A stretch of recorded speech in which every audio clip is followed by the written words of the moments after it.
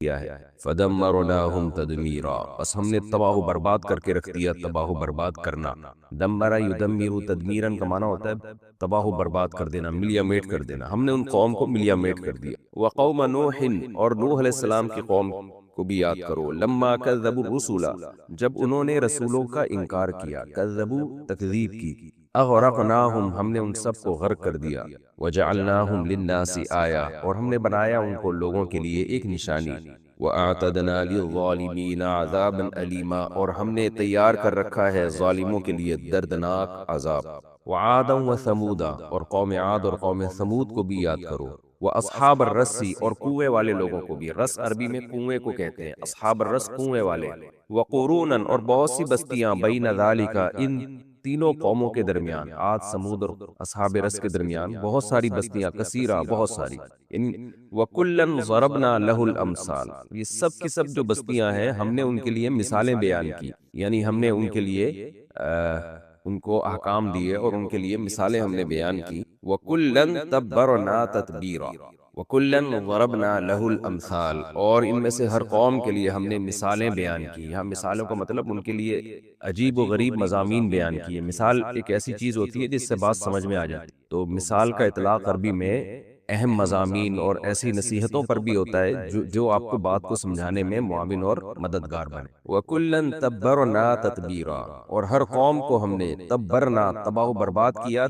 تتبیرا، تباہ و برباد کر کے۔ تبرا یتبر تتبیرا کا معنی بھی تباہ و برباد کر، پیچھے گزر چکا نا سورۃ طٰہٰ میں، اِنَّ هَٰؤُلَاءِ مُتَبَّرٌ مَّا هُمْ فِيهِ، یہ لوگ جس حالت میں ہیں وہ تباہ و برباد ہونے والی ہے۔ وَلَقَدْ أَتَوْا عَلَى الْقَرْيَةِ الَّتِي، تحقیق یہ لوگ آ چکے ہیں ایسی بستی پر، الَّتِی، وہ بستی، اُمْطِرَتْ مَطَرَ السَّوْءِ، جس پہ بارش برسائی گئی تھی بری بارش۔ امطرا یمطر امطارا کا معنی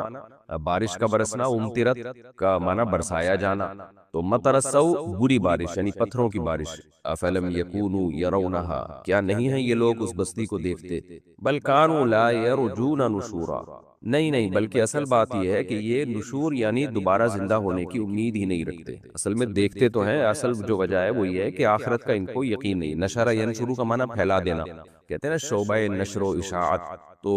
جب ہم دوبارہ مر کے زندہ ہوں گے تو سارے پھیل جائیں گے نا، قبروں سے نکل کے پھیلیں گے، تو اس لیے اس دوبارہ زندگی کو قرآن نشور سے تعبیر کرتا ہے۔ وَإِذَا رَأَوْكَ، اور جب یہ لوگ آپ کو دیکھتے ہیں، إِن يَتَّخِذُونَكَ، نہیں ٹھہراتے آپ کو، الا مگر یہ کہ ہزوا، ایک مذاق کی چیز، آپ کو سنجیدہ نہیں لیتے، آپ کا یعنی مذاق اڑاتے ہیں۔ اَهَذَا الَّذِي، اور مذاق اڑا کے کیا کہتے ہیں، کیا یہ ہے وہ شخص، بَعَثَ اللَّهُ رَسُولًا، اللہ نے جس کو رسول بنا کے بھیجا، ان کادا لیضلنا، دیکھیں پہلے جب ان تھا ان یتخذون کا، اس کا ترجمہ ہم نے کیا نہیں ٹھہراتے، ان کا ترجمہ ہم نے کیا نہیں سے۔ وجہ کیا ہے کہ یہاں ان کے بعد الا آ رہا ہے، الا، تو جب ان کے بعد الا آتا ہے تو ان نفی کے معنی میں ہوتا ہے، اور جب ان کے بعد لام تاکید آ جائے نا تو وہ ان تاکید کے معنی میں ہوتا ہے۔ اب یہاں آ رہا ہے ان کادا لیضلنا، ان کادا لیضلنا عن آلہتنا، اب ان کے بعد لام تاکید آ رہا ہے تو یہاں ان تاکید کے معنی میں۔ ان کادا، قریب ہے کہ یہ، کادا یا کادو کئی بار یہ لفظ گزر چکا ہے، کوئی بھی کام قریب ہو، قریب ہے کہ یہ یعنی محمد صلی اللہ علیہ وسلم، لیضلنا، ہمیں گمراہ کر دیں، ہمیں گمراہ کر دیں، اضل یضل اضلالا، قریب ہے کہ یہ ہمیں ضرور گمراہ کر دے، عن آلہتنا، ہمارے معبودوں سے، یعنی ہمارے معبودوں سے ہٹا کے، لولا ان صبرنا، اگر یہ بات نہ ہوئی کہ ہم نے صبر کیا، علیہا، ان معبودوں پر، یعنی اگر ہم ان معبودوں پہ مضبوطی سے قائم نہ رہیں تو یہ قریب ہے کہ یہ محمد صلی اللہ علیہ وسلم ہمیں اپنے معبودوں سے ہٹا دے۔ وَسَوْفَ يَعْلَمُونَ، ان قریب یہ لوگ جان لیں گے، حِينَ يَرَوْنَ الْعَذَابَ، جب یہ لوگ عذاب کو دیکھیں گے، من اضل سبیلا، کون ہے زیادہ گمراہ راستے کے اعتبار سے، یعنی محمد صلی اللہ علیہ وسلم تمہیں گمراہ کر رہے ہیں یا تم گمراہ کر رہے ہو، تو کون زیادہ گمراہ ہے یہ تمہیں پتہ چل جائے گا۔ اَرَأَيْتَ، کیا آپ نے دیکھا اس شخص کو، من اتخذ الہہ ہواہ، جو ٹھہرا لے اپنی خواہشات کو اپنا معبود، ہوا خواہشات کو کہتے ہیں، حرص و ہوا اردو میں بھی یہ لفظ استعمال ہوتا ہے۔ افانت تکون علیہ وکیلا، تو کیا آپ ہو سکتے ہیں اس پر نگہبان، یعنی کیا آپ اس پر نگہبان ہو سکتے ہیں، اس کے نگہبان کا مطلب یہ ہے کہ اس کے ذمہ دار، جو خواہشات کو اپنا خدا بنا لے تو کیا آپ اس کے ذمہ دار ہو سکتے ہیں کہ اس کو سیدھا راستہ آپ کے ذمے ہو اور جہنم سے بچانا آپ کے ذمے ہو۔ ام تحسب ان اکثرهم یسمعون او یعقلون، کیا آپ یہ سمجھتے ہیں کہ ان میں سے اکثر لوگ سنتے ہیں یا سمجھتے ہیں؟ انہم الا کالانعام، نہیں ہیں یہ لوگ مگر چوپایوں کی طرح۔ یہاں بھی دیکھیں ان کے بعد الا آ رہا ہے نا، تو ہم اس کا ترجمہ کریں گے نہیں ہے، نہیں ہے یہ لوگ مگر انعام چوپایوں کی طرح، بل ہم اضل سبیلا، بلکہ یہ لوگ زیادہ گمراہ ہیں راستے کے اعتبار سے، یعنی چوپایوں سے بھی زیادہ گمراہ ہیں۔ یہ لفظی ترجمہ مختصر گرامر کے ساتھ ہو گیا۔ اب اس کی تفسیر کی طرف چلتے ہیں۔ سورہ فرقان کا رکوع نمبر 4 اور 19 پارے کا رکوع نمبر 2۔ پچھلے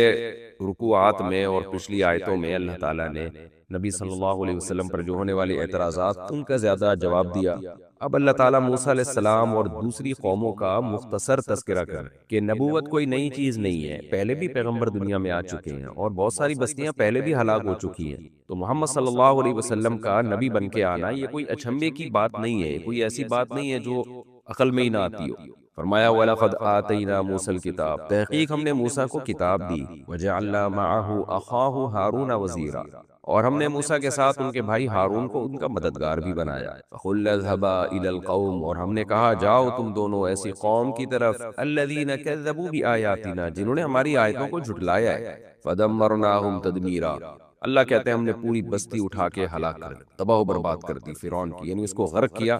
اور ان کے جو گھر ویران اور اجڑ گئے نا، ان کے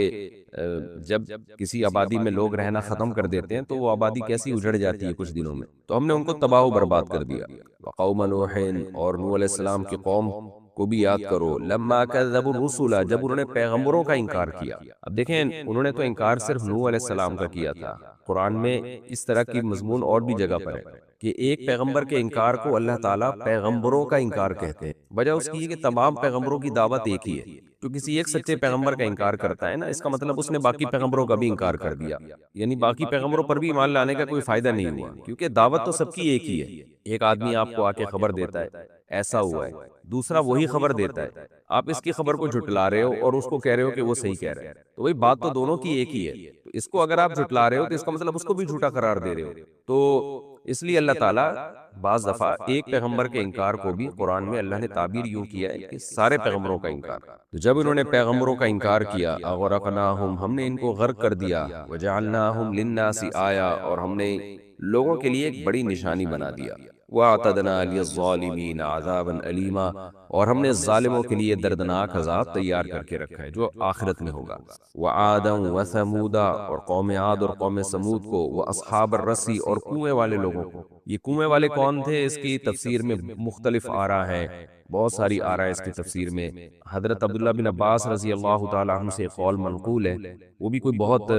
مضبوط سند کے ساتھ نہیں ہے، اس میں یہ ہے کہ یہ قوم عاد یا قوم سمود کی کچھ باقیات تھیں جو جب عذاب آیا تو یہ لوگ کنویں پہ تھے، وہاں رہا کرتے تھے، تو یہ بچ گئے تھے، بعد میں ان کو بھی ہلاک کیا، لیکن مختلف اقوال ہے۔ بہرحال کوئی ایسی قوم ہے جو کنویں کے ارد گرد رہا کرتی تھی اور کنویں کے ساتھ ان کی کوئی خاص مناسبت تھی، سارا گاؤں یا سارا علاقہ کنویں سے پانی پیتا ہوگا، یا وہ کنواں سب لوگوں کو سیراب کرتا ہوگا، تو اس لیے اللہ نے اس کا نام ہی اصحاب رس رکھ دیا۔ باقی ہمیں مرفوع صحیح احادیث میں کوئی اس بارے میں واضح ہدایات نہیں ملتی۔ وقرونا بین ذالک کثیرا، اور ان کے درمیان بھی بہت ساری بستیاں، یعنی یہ تو وہ ہیں جن کو اللہ نے بیان کر دیا، ورنہ اور بہت ساری بستیاں ہیں جن کو اللہ نے تباہ و برباد کیا، لیکن اللہ فرماتے ہیں ہم ظالم نہیں ہیں۔ وَكُلًّا ضَرَبْنَا لَهُ الْأَمْثَالِ، ان تمام کی تمام کے لیے ضربنا لَهُ الْأَمْثَالِ، ہم نے ان کے لیے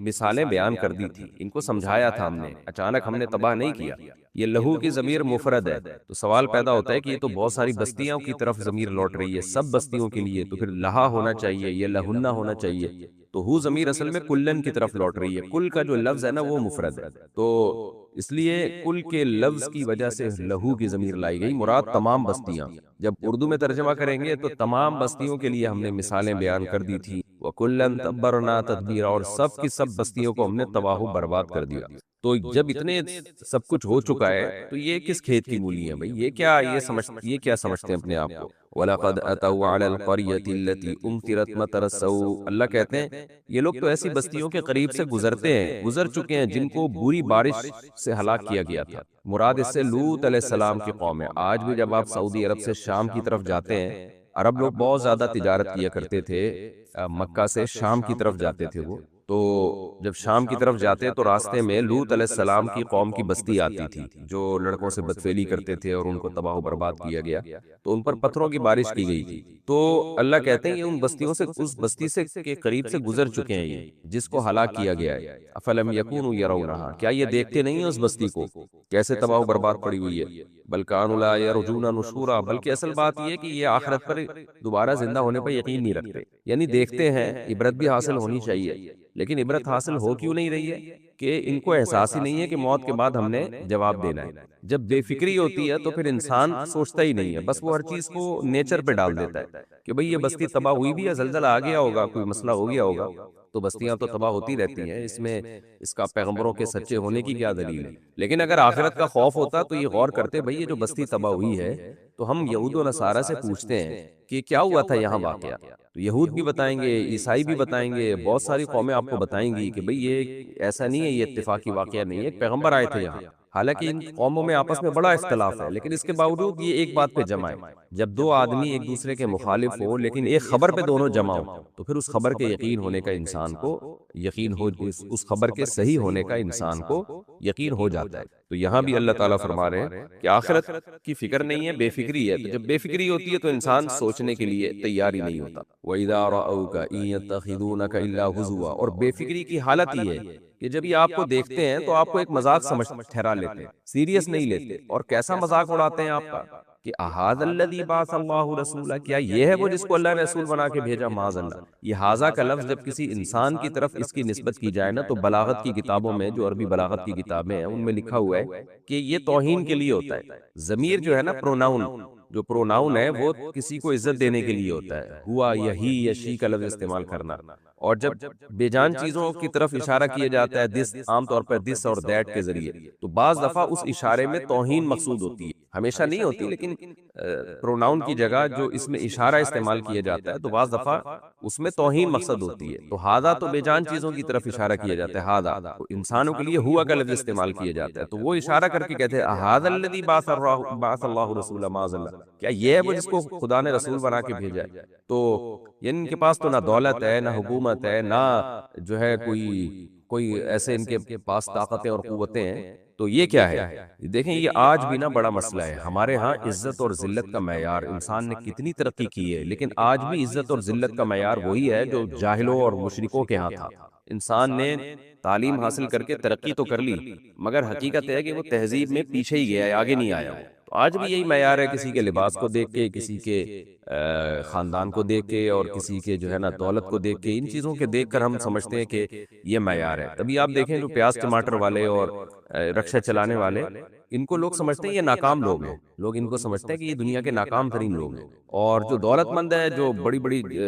گاڑیوں میں گھوم رہا ہے اور بڑی لگژری لائف گزار رہا ہے، اس سے لوگ موٹیویشن بھی لیتے ہیں، اس سے پوچھتے بھی ہیں، اس کے انٹرویوز بھی ہوتے ہیں کہ آپ کیسے یہاں تک پہنچے، اور یہ بڑی کامیابی والی زندگی ہے۔ تو قرآن تو اس کی نفی کر رہا ہے، قرآن کہہ رہا ہے بھائی عمل اچھا ہے تو آپ اچھے ہیں، عمل برا ہے تو یہ دولت کچھ بھی نہیں ہے۔ تو نبی پر جو سب سے بڑا اعتراض تھا، وہ اعتراض ہی یہ تھا کہ یہ تو غریب ہے، یہ تو مسکین ہے، تو یہ کیسے پیغمبر ہو سکتے ہیں؟ آج آپ دیکھ لیں کہ ہمارے ہاں دولت اور غربت میں کتنا زیادہ غلو ہے، غریب کو کیا سمجھا جاتا ہے اور دولت مند کو کتنا کامیاب سمجھا جاتا ہے۔ یہ سرے سے بات ہی غلط ہے۔ مسافر خانہ جب ہے، یہ جب یہ سفر ہے، تو مسافر خانے میں کیا پیاز ٹماٹر والا اور کیا 22ویں گریڈ کا آفیسر، یہ سب تھوڑے دنوں کے بچوں کے کھیل ہیں، کھلونے ہیں، جس سے دل بہلانے کے لیے اللہ تعالیٰ دے دیتے ہیں، کسی کو گاڑی دے دی، کسی کو رکشہ دے دیا۔ ان کھلونوں میں دل لگانا یہ اللہ کی نظر میں پرلے درجے کی حماقت اور بے وقوفی ہے۔ افسوس اس پر ہوتا ہے کہ جب بہت زیادہ پڑھے لکھے اور ایجوکیٹڈ لوگ بھی اس طرح کی باتیں کر رہے ہوتے ہیں، دولت کو ایک بہت لفٹ کرا رہے ہوتے ہیں، تو انسان کہتا ہے ان کی عقل پہ ماتم کرنے کو دل چاہتا ہے۔ ٹانگیں قبر میں لٹکی ہوئی ہیں اور آگے دیکھ رہے ہیں مر مر کے قبرستان آباد ہو رہے ہیں، لائن میں لگے ہوئے ہیں سارے قبر میں جانے کے لیے، اور باتیں کس طرح کی کر رہے ہیں۔ تو ان کاد لیضلنا عن آلہتنا، قریب ہے کہ یہ ہمیں ہٹا دے ہمارے معبودوں سے۔ کیا مطلب؟ یہ معاذ اللہ اس قابل تو نہیں ہے کہ ان کو رسول بنایا جائے، مگر یہ کہ ان کی بات میں کشش بہت ہے، ان کو بلاغت بہت ہے۔ تو یہ اس معاذ اللہ اس قابل نہ ہو کے بھی اس طرح سے بات کر رہے ہیں ہمارے معبودوں کے خلاف اور توحید پر کہ لولا ان صبرنا علیہا، لوگوں اگر ہم نے اپنے معبودوں پہ صبر نہ کیا، مضبوطی سے اپنے بھگوانوں کو نہ پکڑ کے رکھا ہم نے، تو یہ جو ہے محمد صلی اللہ علیہ وسلم ہمیں ہٹا دے گا یہاں سے۔ تو اپنے معبودوں پہ مضبوطی سے قائم رہو، اور یہ اس لائق نہیں ہے کہ ان کو معاذ اللہ پیغمبر بنایا ہے۔ اللہ فرماتے ہیں وَسَوْفَ يَعْلَمُونَ حِينَ يَرَوْنَ الْعَذَابَ، ان قریب پتہ چل جائے گا جب عذاب اپنی آنکھوں سے دیکھو گے، من اضل سبیلا، کون زیادہ گمراہ تھا، تم زیادہ گمراہ تھے یا معاذ اللہ محمد صلی اللہ علیہ وسلم زیادہ گمراہ تھے۔ دیکھیں یہاں مطلب بظاہر تو یہ بنتا ہے کہ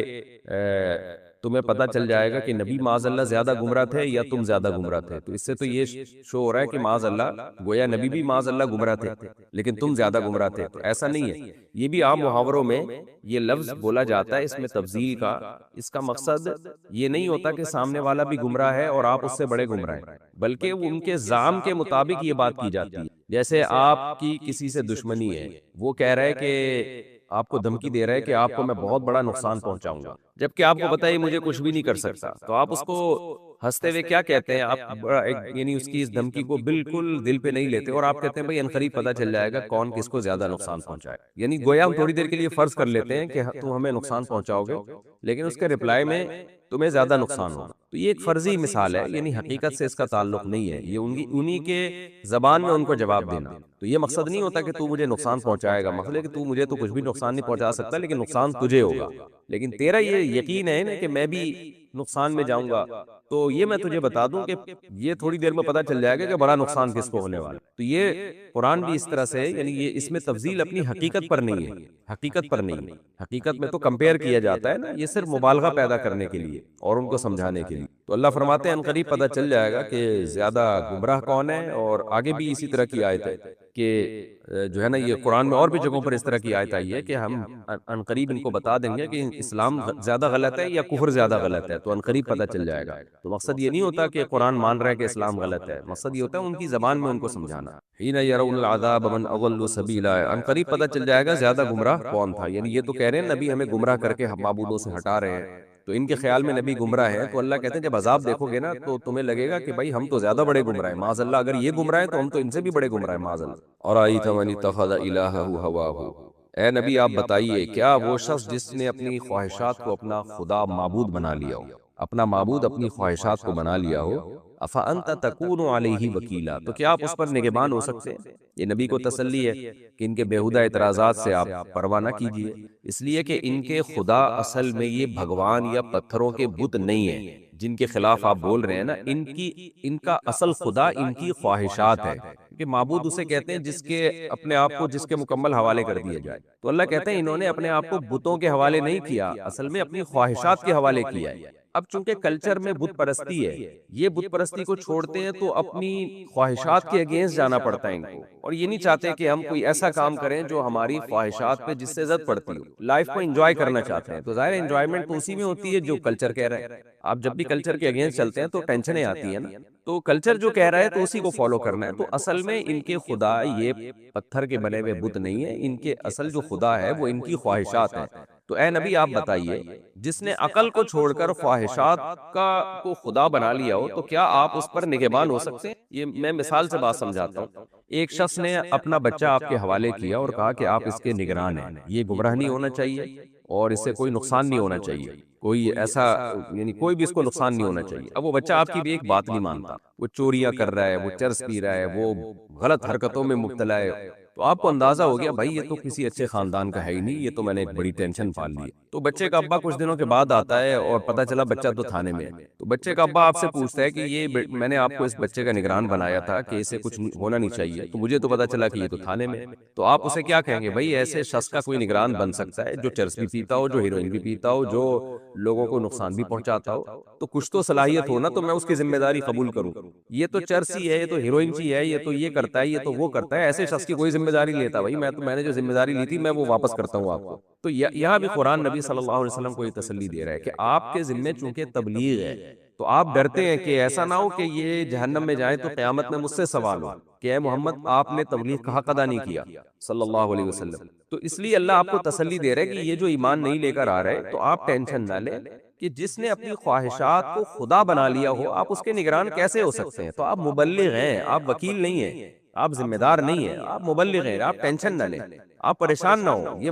نبی کو نا بار بار، کیونکہ اللہ کی عظمت اور خوف بہت تھا سید الانبیاء صلی اللہ علیہ وسلم کے دل میں، اتنا خوف تھا کہ بادل دیکھ کے آپ ڈر جاتے تھے کہیں عذاب تو نہیں آ رہا۔ تھوڑا سا موسم خراب ہوتا تھا تو آپ خوفزدہ ہو کے مسجد میں جاتے تھے، کہیں ایسا تو نہیں ہے کہ پچھلی قوموں پہ جو عذاب آیا تو وہی اسی طرح کا عذاب ہماری قوم پہ بھی آ رہا ہو کہ جو ایمان نہیں لے کر آ رہی۔ تو آپ کے دل میں اتنا زیادہ خوف کا غلبہ تھا، تو ظاہر ہے آپ کو بار بار فکر ہوتی کہ اللہ نے میرے ذمہ تبلیغ کا کام لگایا، یہ مسلمان ہو نہیں رہے، تو ایسا نہ ہو کہ اللہ مجھے پکڑے، تو میری تبلیغ میں کوئی کوتاہی ہو۔ تو اس لیے اللہ بار بار پیغمبروں کو تسلی دیتا ہے۔ تو یہ دل بھی ہمارے نبی کا اللہ ہی نے بنایا، جس میں اتنا زیادہ اللہ کا خوف، جتنا زیادہ خوف ہوتا ہے اس کو تسلیوں کی ضرورت اتنی ہی زیادہ ہوتی ہے۔ تو جو بے فکرے لوگ ہوتے ہیں، جن کو جب کوئی کام ان کے ذمہ لگایا جائے تو ذمہ داری نہیں لیتے، ان کو کوئی خوف نہیں ہوتا، نہ ان کو جواب دہی کا کوئی خطرہ ہوتا ہے، لہذا ان کو تسلی کی بھی ضرورت نہیں ہوتی، کیونکہ سید الانبیاء ہیں، محمد صلی اللہ علیہ وسلم میں، تو آپ کے دل میں تو بہت زیادہ خوف تھا۔ تو اس لیے اللہ بار بار قرآن میں آپ کو تسلی دیتا ہے کہ اے نبی، جس نے خواہشات کو اپنا خدا بنا لیا تو آپ اس کے نگران کیسے ہو سکتے ہیں، لہذا آپ ٹینشن نہ لیں، اگر جہنم میں جائیں گے آپ سے سوال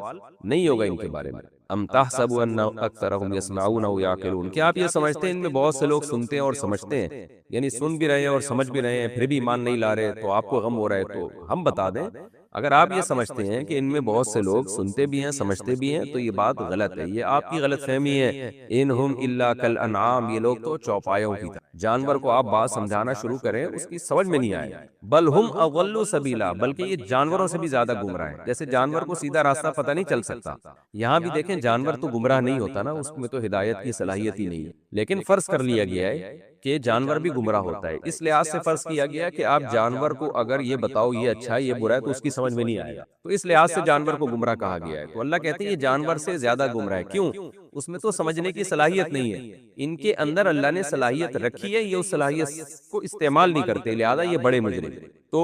اس میں نبی صلی اللہ علیہ وسلم کو تسلی دی گئی ہے اور ان کو ڈرایا بھی گیا ہے جو حق کی بات کو سننا نہیں چاہتے کہ تمہاری مثال چوپایوں کی طرح۔ یہ رکوع الحمدللہ ہمارا کمپلیٹ ہو گیا، اور اب ہم اگلے رکوع کی طرف چلتے ہیں۔ سورہ فرقان کا رکوع نمبر 5 اور 19ویں پارے کا رکوع نمبر 3، 19ویں پارے کا رکوع نمبر 3 اور سورہ فرقان کا رکوع نمبر 5۔ مختصر لفظی ترجمہ ہوگا، پھر انشاءاللہ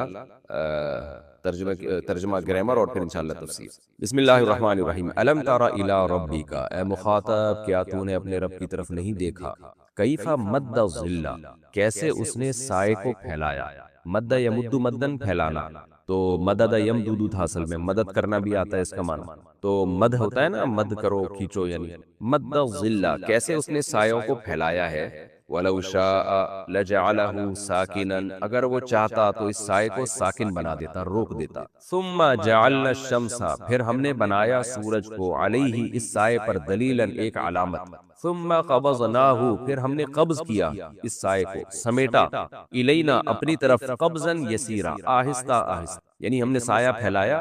اور سورج کو اس سائے پر علامت بنایا، پھر ہم نے سائے کو اپنی طرف آہستہ آہستہ سمیٹ لیا۔ وَهُوَ الَّذِي جَعَلَ لَكُمُ اللَّيْلَ لِبَاسًا، اللہ وہ ذات ہے جس نے بنایا تمہارے لیے رات کو لباس، وَالنَّوْمَ سُبَاتًا، اور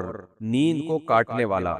رابطہ منقطع کرنے والا۔ سبت کا لفظ یہ پوری تفصیل میں عما یتساءلون میں بتا چکا۔ وَجَعَلَ النَّهَارَ نُشُورًا، اور دن کو پھیلنے کا ذریعہ بنایا، منتشر ہونے کا ذریعہ بنایا۔ وَهُوَ الَّذِي أَرْسَلَ الرِّيَاحَ، اللہ وہ ذات ہے جس نے ہواؤں کو بھیجا، ریح کی جمع ریاح، بشرم بین یدی رحمتہ، اپنی رحمت کے سامنے خوشخبری والا بنا کے، یعنی رحمت سے مراد بارش ہے، بارش سے پہلے ہواؤں کو بھیجا جو بارش کی خوشخبریاں سنا دیتی ہیں۔ وَأَنزَلْنَا مِنَ السَّمَاءِ مَاءً طَهُورًا، اور ہم نے اتارا آسمان سے پاکیزہ پانی، طہور پاکیزہ، لِنُحْيِيَ بِهِ، تاکہ ہم زندہ کریں، احیا یحیی احیاء، زندہ کرنا، تاکہ ہم اس پانی کے ذریعے زندہ کریں، بلدتم میتن، مردہ شہر کو، یہاں شہر سے مراد زمین، تو مردہ زمین کو ہم زندہ کر دیں، وَنُسْقِيَهُ، اور یہ پانی ہم پلا دیں،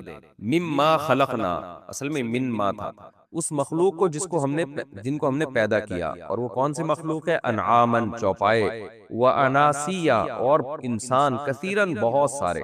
انسی یون کہتے ہیں انسان، انس کہتے ہیں نا، تو انسی یا نسبت کی انسی، انس والا جو انسان ہوتا ہے، اور جنی، جن والا، یعنی جو کہ جن ہوتا ہے، انسی یون کی جمع اناسی، واناسیا کثیرہ، اور بہت سارے انسانوں کو، وَلَقَدْ صَرَّفْنَاهُ اور تحقیق ہم نے پھیلا دیا اس پانی کو، صرف یصرف تصریفاً پھیلانا، یعنی جو بارش برسائی تو ہم نے اس پانی کو پھیلا دیا بینہم ان لوگوں کے بیچ میں، لیذکروا تاکہ ان کو نصیحت حاصل ہو، فابا اکثر الناس لیکن اکثر لوگوں نے انکار کیا، الا کفورا سوائے ناشکری کے، یعنی ناشکری کے سوا ہر چیز کا انکار کر دیا اور ناشکری پہ قائم رہے وہ۔ وَلَوْ شِئْنَا اور اگر ہم چاہتے، لَبَعَثْنَا ہم بھیج دیتے، فی کل قریۃ ہر بستی میں نذیرا ایک ڈرانے والا، ہر بستی کے لیے الگ الگ پیغمبر ہم بھیج سکتے تھے۔ فلا تطیع الکافرین پس آپ کافروں کی اتباع نہ کیجیے، یعنی ہم نے ایسا نہیں کیا، اس میں حکمتیں تفسیر میں ڈیٹیل آئے گی انشاءاللہ۔ فلا تطیع الکافرین پس آپ کافروں کی اتباع نہ کیجیے، وجاہدہم بہ اور جہاد کیجیے ہم ان کافروں کے ساتھ بہ اس قرآن کے ذریعے، جہادن کبیرہ بہت بڑا جہاد۔ یہاں جہاد سے مراد وہ لڑائی و اقتتال والا جہاد نہیں ہے، بلکہ زبانی جہاد، اور قرآن کے ذریعے ان سے بحث کیجیے، مباحثہ کیجیے، دلائل سے ان سے بات کیجیے، کوشش کیجیے ان کے خلاف، تو محنت کیجیے، یعنی جہاد یہ جہد سے نکلا ہے، مشقت کو کہتے ہیں، کیونکہ یہ مکی آیتیں ہیں، مکہ میں جہاد فرض نہیں ہوا تھا بلکہ صبر کا حکم تھا۔ وَهُوَ الَّذِي اور اللہ وہ ذات ہے، مرج البحرین جس نے دو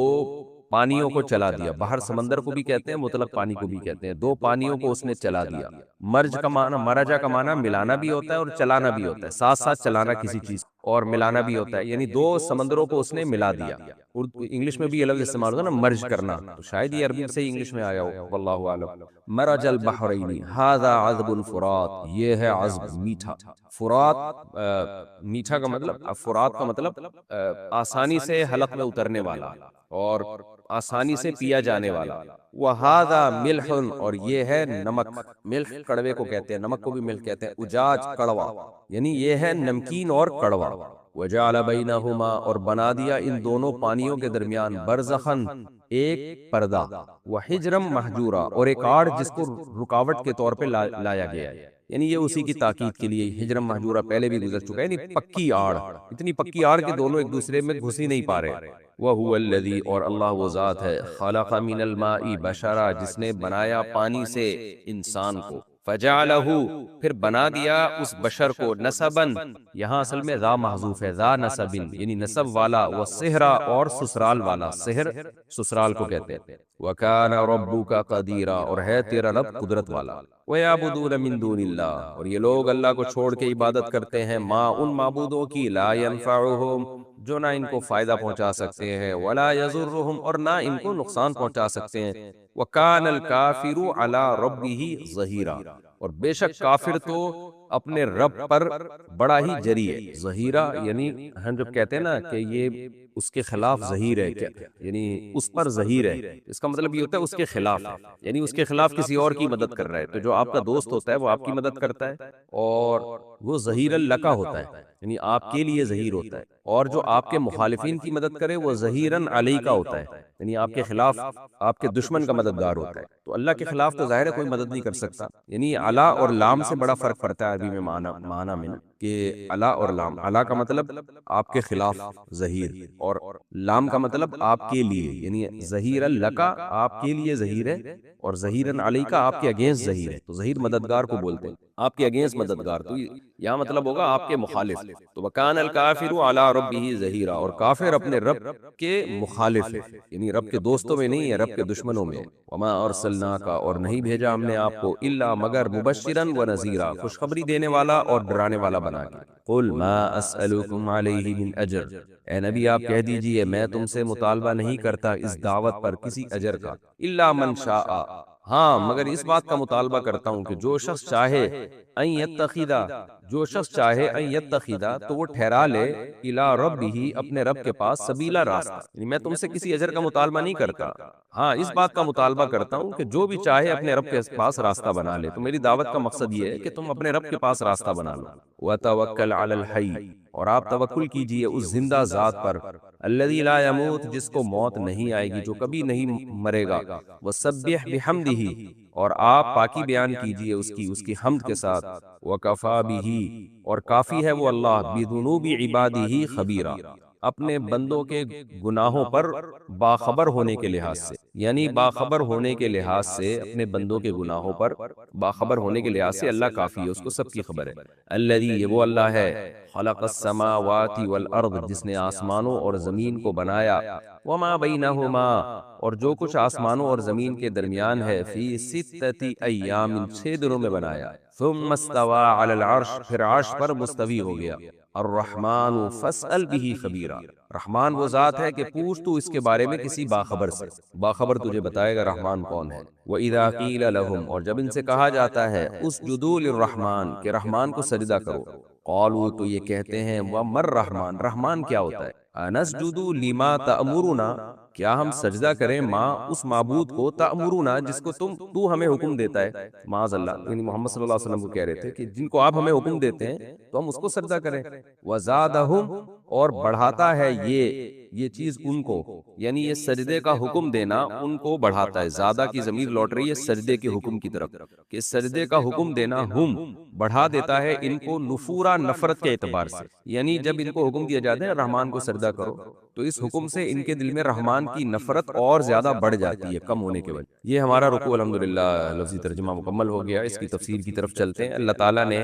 حضرت موسیٰ کا اور پچھلی بستیوں کے کچھ واقعات سنائے کہ پچھلی قوموں کو جا کے دیکھو، ان کا وزٹ کرو، اور پھر اس سے پہلے جو اسلام پر اور نبی صلی اللہ علیہ وسلم کی شخصیت پر بےہودہ اعتراضات کرتے تھے ان کے اللہ نے جوابات دیے۔ اب اللہ تعالیٰ اپنی قدرت کو بیان کر رہے ہیں کہ اس کائنات میں تم غور و فکر کرو، اپنی ذات میں غور و فکر کرو تو تمہیں خود بخود خدا اور اللہ سمجھ میں آنا شروع ہو جائے گا، اور رحمان تمہیں سمجھ میں آئے گا، تمہیں پتہ چلے گا کہ اللہ جو ہے وہ تم پر بڑا مہربان ہے، اس نے تمہیں بہت ساری نعمتیں دی ہیں، جن نعمتوں سے تم لطف اندوز ہو رہے ہو، ان نعمتوں میں تم پر احسانات بھی ہیں، اور یہ نعمتیں اللہ کی قدرت کی دلیل بھی ہیں، اور یہ صرف اللہ میں پائی جاتی ہیں، یہ صفات اللہ کے علاوہ کسی میں بھی نہیں ہے۔ تو کسی کی عبادت مت کرو اور اللہ کو مانو، نہ اللہ کے وجود کا انکار کرو، نہ اللہ کی توحید کا انکار کرو۔ تو اللہ اپنی قدرت کو بیان کرتے ہیں، الم تر الی ربک،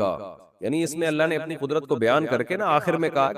کہ کیسا بلیغ انداز ہے، قدرت بیان کر کے کہا کہ جا کسی باخبر سے جا کے پوچھ کے رحمان کون ہے۔ یعنی ایسے ہی ہے جیسے کوئی بڑا پہلوان ہو، کوئی اس کو مان نہ رہا ہو اس کی پہلوانی کو، یا کوئی بڑا طاقتور ہو یا کوئی بڑا دولت مند ہو، لوگ اس کو مانتے نہ ہو، تو وہ دولت مند بتا رہا ہو کہ میں بڑا دولت مند ہوں، یہ بلڈنگ میں نے بنائی، یہ فلاں میں نے کیا، یہ فلاں میں نے کیا، سامنے والا پھر بھی نہیں مان رہا، تو پھر وہ دولت مند آخر میں کیا کہے گا، جا کسی اس شہر میں نا کسی باخبر آدمی سے پوچھ کے میں کون ہوں، وہ تجھے بتائے گا کہ یہ بلڈر کتنا بڑا بلڈر ہے۔ تو اللہ میاں کا بھی یہی انداز ہے اللہ تعالیٰ کا، اللہ نے پہلے اپنی قدرت بیان کی اور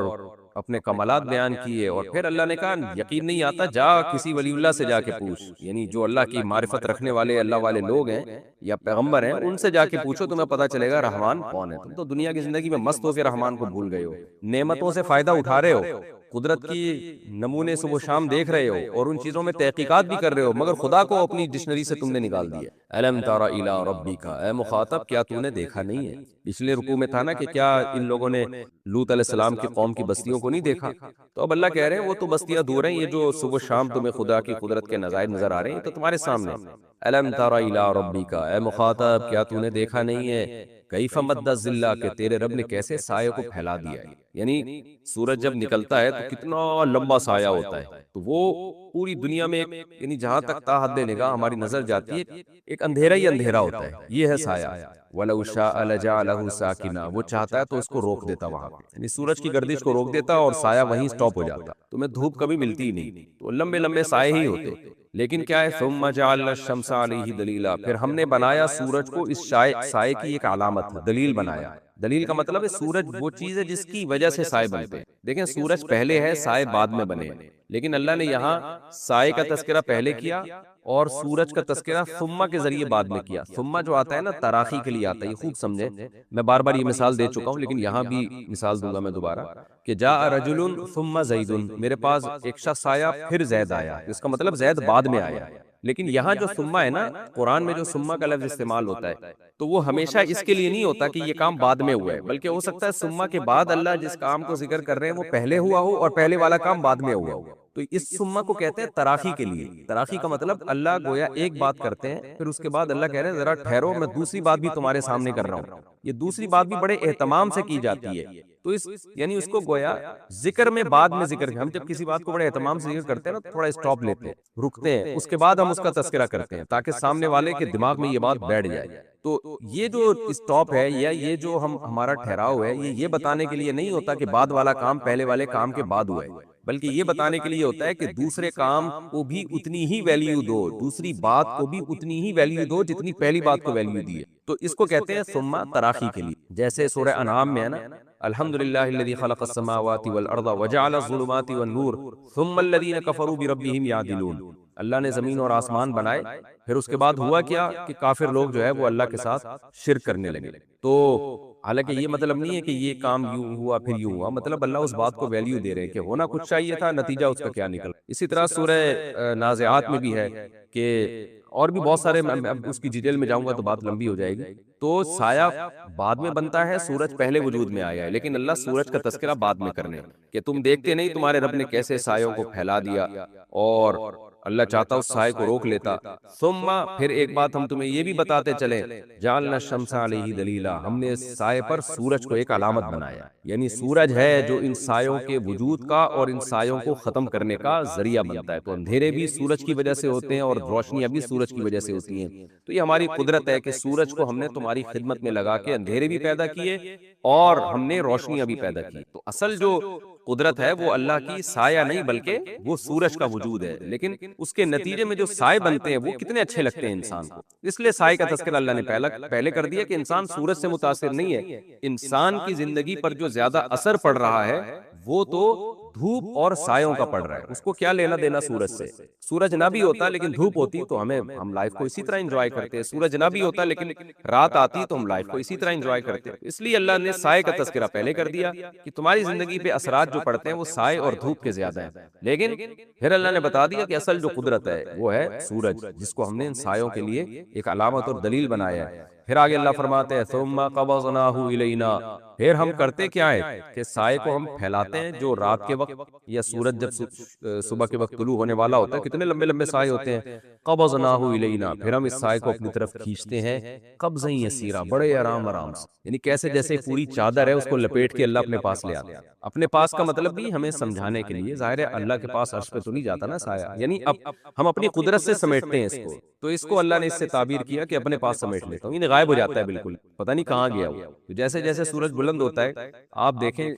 چھاؤں جو ہے کیسے کم ہوتی ہے، اور مغرب سے کیسے سایہ سمٹتے سمٹتے سمٹتے سمٹتے جو خط استوائی میں جو علاقے ہیں وہاں تو بالکل زیرو پہ آ جاتا ہے، اور کیسی تیز دھوپ پھیل جاتی ہے۔ تو کیسے یہ لمبی چادر تھی جو اللہ، جیسے گھر میں ہم کوئی چادر آرام آرام سے سمیٹ رہے ہو نا، کتنی بڑی یہ قدرت ہے اللہ کی، اور کائنات میں کتنا بڑا تغیر ہے کہ ایک اندھیرا پھیلا ہوا تھا، ہم جب اس اندھیرے کو دیکھتے ہیں ہم کہتے ہیں یہ اندھیرے تو کبھی قیامت تک ختم ہی نہیں ہو سکتے، سارے سائنسدان مل کے چاہے نا کہ یہ اندھیرے کی چادر ہٹا دے نہیں ہو سکتا، لیکن اللہ کہتے ہیں میں کتنے آرام سے یہ اندھیرے کی چادر ہٹاتا ہوں، پتہ بھی نہیں چلتا، یہ بھی نہیں کہ ایک دم سے یوں کر کے ہٹا دوں، نا بڑے آرام سے سلولی